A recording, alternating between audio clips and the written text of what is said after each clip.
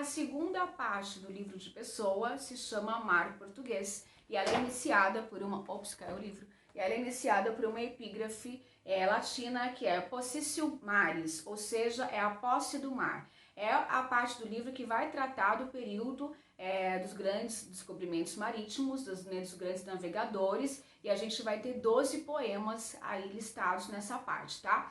Eu queria que você ficasse muito atento a alguns desses poemas, especialmente por conta desse diálogo constante que vai ter com os Lusíadas. A gente tem um poema, por exemplo, chamado O Monstrengo, e esse poema, quando você lê, você percebe que o mar português de Pessoa não é só uma retomada desse passado histórico. A questão mística, como eu tenho falado desde o começo, ela está muito presente na obra. E a gente vai percebendo isso na questão numérica, por exemplo, no poema O Monstrengo. Ele dialoga diretamente com o gigante Damastor, como eu falei para vocês, para ficar atento, para você ler ali nos Lusíadas, retomar as estrofes. E o poema Monstrengo diz o seguinte, veja bem. O monstrengo que está no fim do mar, na noite de breu, ergueu-se a voar. A roda da nau voou 3 vezes a chiar. E disse, quem é que ousou entrar nas minhas cavernas que não desvendo, meus tetos negros no fim do mundo? E o homem do leme disse tremendo, é o rei Dom João II. Esse é o trechinho de início do poema. Esse número 3 vai percorrer o poema, é um poema um pouquinho mais longo que os demais, e esse 3 vai percorrer. E a gente percebe que o monstrengo ele está sobrevoando a nau. Então a gente vê que essa embarcação está ali e o monstrengo, diferente do gigante Damastor, que está preso na rocha ali do fim do extremo sul ali da África, ali no Cabo Cabo da Boa Esperança, que era Cabo das Tormentas, ou Bojador. A gente vê que ele estava preso e esse monstrengo não, ele está sobrevoando.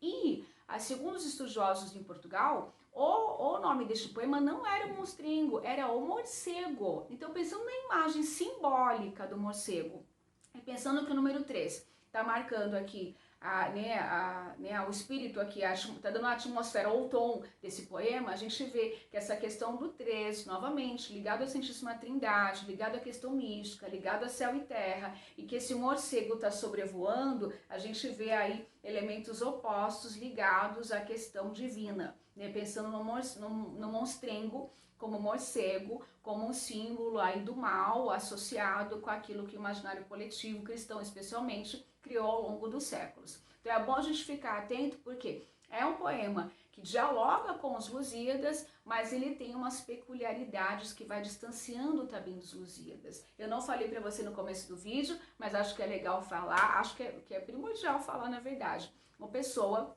ele dizia num artigo que ele escreve 2 artigos importantes no jornal em Portugal, e ele diz em um desses artigos que Portugal é um país que tem uma glória e tem uma língua gloriosa, mas lhe falta ainda uma literatura que acompanhe essa glória. Aí você fala, uai, então significa que os Lusíadas não é uma obra tão grandiosa assim? Não é que ele desrespeite Camões. Ele reconhece, ele retoma, inclusive retomar Camões dessa maneira é uma maneira de exaltar a figura do poeta português do século XVI, mas ele vai usar uma expressão que é a seguinte, ele diz que Portugal precisa se superar, e Portugal precisa vencer esse passado, e por isso haja haver um supra-Camões. Então significa que ele está tentando superar o Camões com a sua obra Mensagem? Não sei, fica aqui a pergunta para a gente pensar e ver se você, depois de terminar a análise, você chega a alguma conclusão. Eu já tenho a minha, certo? Ainda nessa segunda parte do Mar Português, tem um poema muito bonito, muito conhecido, de onde sai um dos versos mais famosos do Fernando Pessoa, que se chama também Mar Português, né? É um poema homônimo dessa parte, que é a segunda parte do livro. E o poema é o seguinte, ó mar salgado, quanto de teu sal são lágrimas de Portugal. Pois te cruzarmos, quantas mães choraram, quantos filhos em vão rezaram, quantas noivas ficaram por casar, para que fosses nosso, ó mar. Valeu a pena? Tudo vale a pena se a alma não é pequena. Quem quer passar além do bojador, tem que passar além da dor. Deus, ao mar, o perigo e o abismo deu, mas nele é que espelhou o céu. A gente percebe essa imagem antitética aqui, que é a questão de glória, abismo, de glória e lágrimas, de glória e sofrimento, e a gente vê que dialoga de alguma maneira com o episódio o episódio do Velho do Restelo, dos Lusíadas, em que há um velho que acha que a viagem não deve acontecer. Para o velho, a viagem não vale a pena. Agora, para não vale a pena, mas para o eu lírico do Pessoa, aqui no Mensagem vale a pena, porque a resposta é: tudo vale a pena se a alma não é pequena. E quem quer passar além do bojador, ou seja, quem quer vencer o monstrengo, quem quer vencer esse gigante, quem quer passar o extremo sul, que personifica o perigo, tem que passar além da dor. Então o mar representa o perigo, sim, mas é nesse mesmo mar que o céu português, né, que se espelhou o céu, que é esse céu português, o céu glorioso de Portugal. Então é bom a gente, sempre que for ler algum poema, tentar estabelecer algum diálogo aí com os Lusíadas e tentar ver um novo significado que esse texto está trazendo, porque afinal de contas não é só uma retomada, é uma retomada olhando para o futuro sempre. A terceira parte do livro Mensagem é a parte chamada O Encoberto. Certo? Você já deve ter ouvido essa expressão ao estudar no ensino médio em História ou em Literatura. O encoberto normalmente associado com a figura do Dom Sebastião, que é aquele rei que desaparece com 24 anos na guerra no norte da África, que é a guerra em Alcácer Quibir, e a partir dele tem a decadência de Portugal, quando inicia a União Ibérica em 1580. Ele desaparece 2 anos antes. A epígrafe de abertura dessa terceira parte é Pax in Excelsis, ou seja, paz no céu. A gente percebe que é uma parte que está muito permeada pela questão mística, até pelo título O Encoberto. O interessante é que o encoberto aí, ele é iniciado, é a única parte que é iniciada por um artigo. Então significa que há uma coisa específica, né? O que está encoberto é algo que pode ser delimitado, né? Eu estou ali com o artigo definindo quem é o encoberto. E a gente vai lendo o texto e vai estudando as questões místicas da obra e vai compreendendo que este encoberto é de repente, até Portugal mesmo, né? A glória portuguesa que está vindo, não especificamente o Dom Sebastião, né? Como a gente vê a parte do mito do sebastianismo que foi criado, que acreditava-se que ele viria montado a cavalo, encoberto num nevoeiro, vindo do norte da África, em algum momento ele traria a glória de Portugal novamente. Então criou-se o mito do sebastianismo a partir do desaparecimento dele. Essa parte, que é a terceira parte, ela é subdividida, tá? A gente viu que a primeira parte, que é brasão, tem 5 subpartes. A segunda parte, que é mar português, ela é fluida, como o mar, que eu vou ganhando de forma fluida, né, no momento da vida de Portugal. E essa última parte, ela é subdividida em 3, ó, o 3 de novo, tá? Ela é subdividida em os símbolos, os avisos e os tempos, tá?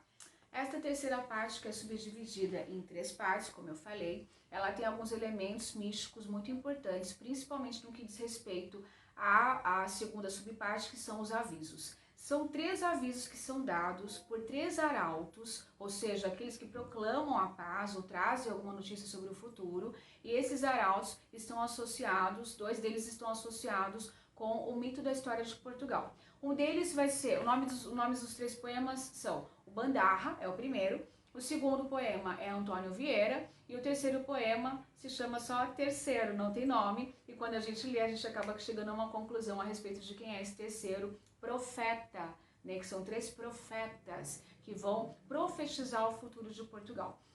O primeiro deles, que é o Bandarra é uma figura que viveu por volta de 1500 numa região chamada Trancoso, em Portugal, e ele cantava trovas, e nessas trovas ele falava de um futuro que ia muito próximo do futuro que a gente conhece historicamente sobre o Dom Sebastião, desaparecimento, a queda do país, a possibilidade de retorno, de glória, né, a partir da imagem dele vindo no nevoeiro, etc, etc. Então essas lendas contadas por ele, que foi considerado um louco na época, em 1500, elas ganham significado quando Dom Sebastião desaparece, né, muitos anos depois. Então é como se esse cara lá no passado de Portugal, ele já conseguisse prever a glória ou a chegada do chamado Quinto Império Português, ou seja, esse império que vai trazer de volta a glória ressignificada. O segundo é o Antônio Vieira. O Antônio Vieira é aquele sermonista que você conhece quando você estuda o Barroco, você estuda o Padre Antônio Vieira.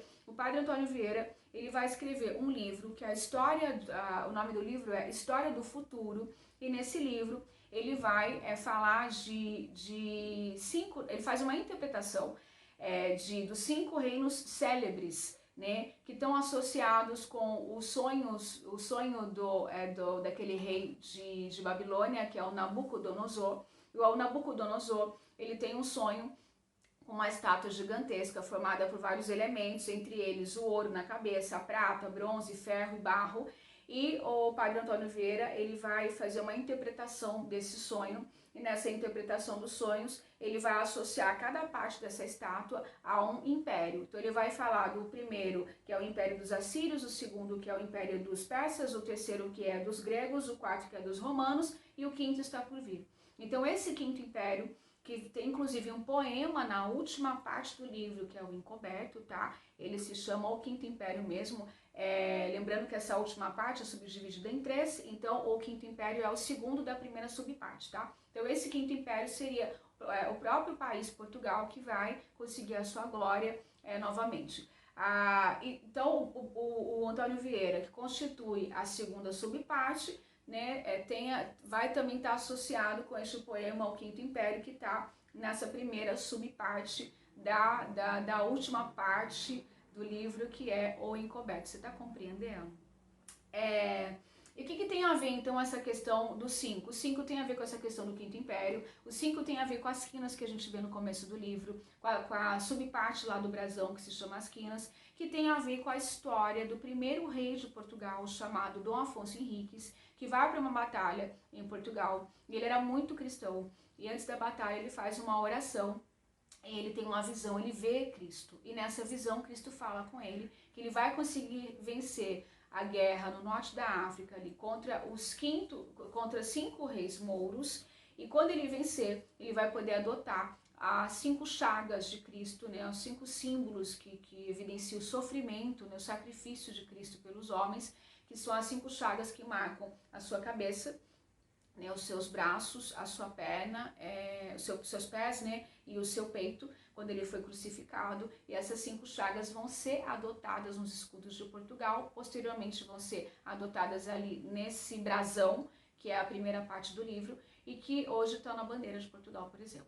Então, se você vê que a história de Portugal, até mesmo na bandeira hoje ainda, tem a ver com essa questão mística voltada para a imagem de Cristo e dessa visão que o Dom Afonso Henriques teve quando foi para a batalha, que eu não lembro agora se é o Jubarrota ou se é a Batalha de Ourique, mas eu coloco aqui para você, depois você vai falar qual que é, certinho.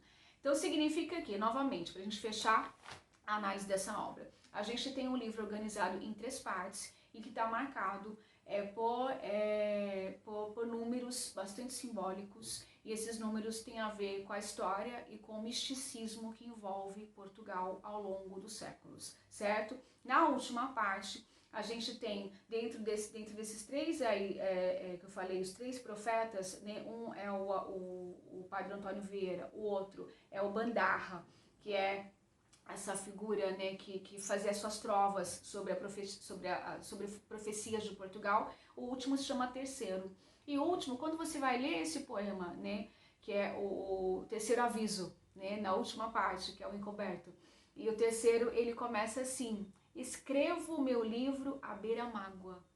Então, quando ele coloca em primeira pessoa, a gente já subentende que essa figura é o próprio poeta que está se colocando como lembra da epígrafe inicial, um intérprete dessa mensagem que vai ser decodificada para os homens, para que essa massa se agite em prol do encontro com o futuro Quinto Império português. Ele termina o livro da seguinte maneira, com o último poema da última parte do Encoberto, que se chama O Nevoeiro.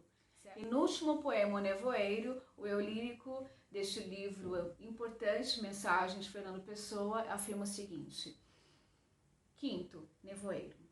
Nem rei, nem lei, nem paz, nem guerra, define com perfil e ser este fulgor baço da terra, que a Portugal a entristecer, brilho sem luz e sem arder, como o que o fogo fato encerra. Ninguém sabe que coisa quer, ninguém conhece que alma tem, nem o que é mal, nem o que é bem, que ânsia distante perto chora, tudo é incerto e derradeiro, tudo é disperso, nada é inteiro. Ó Portugal, hoje és nevoeiro, é a hora.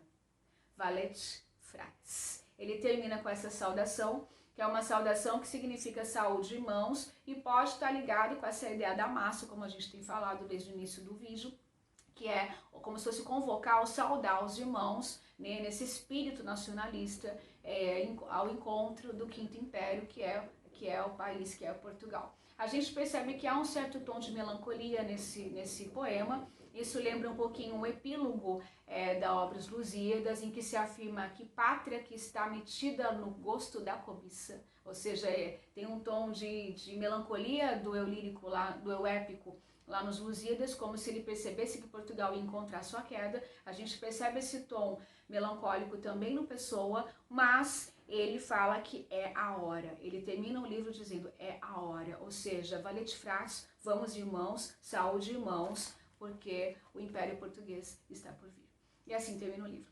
Claro que a gente não consegue ler todos os poemas, isso é impossível de fazer em um vídeo, mas eu convido você a fazer a leitura uma a uma, fazendo uma linha do tempo, retomando os Lusíadas e verificando aí poema após poema a grandiosidade desse poeta, quiçá seja aí o Supra Camões, de que ele tanto falou.